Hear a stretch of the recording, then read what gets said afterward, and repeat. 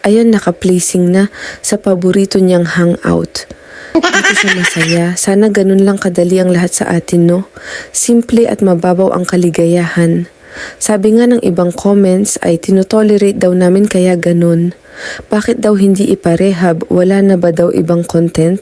Nakakasawa na yung puro lasinggero na lang. Dapat painumin at pakainin daw kasi pinagkakakitaan naman. Para namang milyon ang kita dito kay Meta.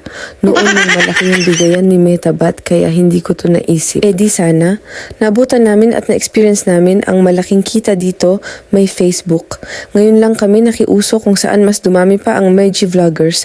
Mahirap din kasi kapag pagbawalan namin siyang mag-inom, hinahanap-hanap ng katawan niya.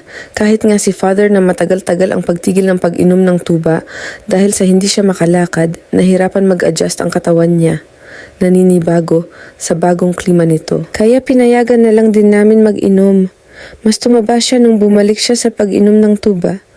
Mahirap kontrolin at baguhin ang taong at katawan na sanay na nito.